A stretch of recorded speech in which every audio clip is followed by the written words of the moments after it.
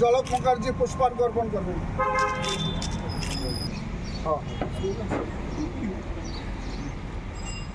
SFI রাজ্য কমিটির সম্পাদক কংগ্রেস সন্দীপন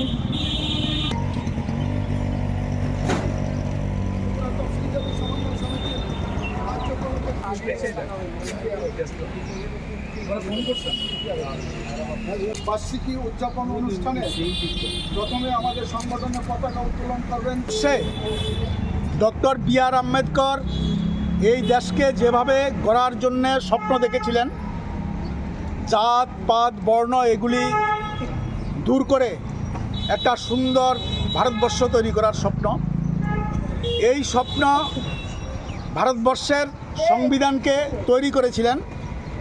আজকে আমাদের দেশে তার যে স্বপ্ন, এই স্বপ্নকে চুরমার করে দেওয়ার জন্য, বিশেষ করে আমাদের দেশের যে ঐক্য সংগতি ধর্মনিরপেক্ষ রক্ষার জন্য যে সংবিধান, এটাকে আজকে পাল্টে দেওয়ার জন্যে একটা শক্তি প্রতিনিয়ত চেষ্টা করছে। বিশেষ করে আরএসএসের আদর্শে অনুপ্রাণিত বিজেপি দল সরকার চালাচ্ছে, সরকার এবং দল দুটো মিলে আমাদের দেশের সর্বনাশ করার জন্য উঠে পড়ে লেগেছে এবং সেজন্যই তারা ভারতবর্ষের সংবিধান এটা থাকুক এটা চাইছেন না।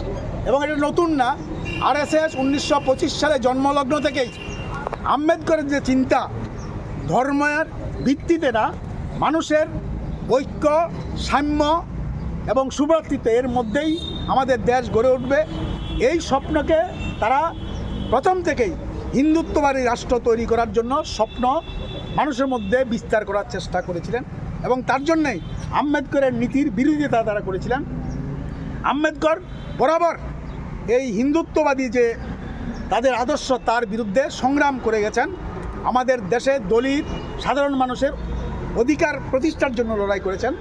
আমরা দেখছি আজকের দিনে আমরা যেমন তার জন্মদিন পালন করছি, তার স্বপ্নকে সাকার করার জন্য প্রতিজ্ঞা নিচ্ছি, তেমনি বিজেপি দলের মতো একটা দল যারা সাম্প্রদায়িক নীতিতে বিশ্বাস করে, মনুবাদী নীতিতে বিশ্বাস করে, যেই নীতির বিরুদ্ধে আম্বেদকর সারা জীবন সংগ্রাম করেছেন, এই মনুবাদী নীতি প্রতিষ্ঠা করতে গিয়ে আমাদের দেশের সংবিধান পাল্টাতে চেয়েছেন।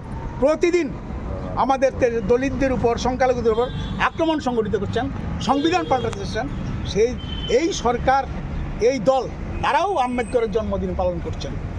এটা পরিতাপের যে আমাদের দেশের মতো একটা দেশ, যেটা আমরা ভারতবর্ষকে গণতান্ত্রিক একটা দেশ হিসেবে সবাই সম্মান করি, আন্তর্জাতিক ক্ষেত্রে সুনাম ছিল, আজকে সেই সুনাম ভুলণ্ঠিত হচ্ছে এবং আমাদের দেশের বিজেপি সরকার আরএসএসের আদর্শে অনুপ্রাণিত হয়ে আবার মনুবাদী যে নীতি, যেই নীতির বিরুদ্ধে লড়াই করে কিছুটা হলেও আমরা অগ্রসর হয়েছিলাম, আমাদের সংবিধান কিছু অধিকার দিয়েছিল, এই অধিকার হরণ করে আজকে সংবিধানকে পদদলিত করে আজকে আমাদের দেশে আবার একটা জঘন্য খেলায় তারা নেমেছেন।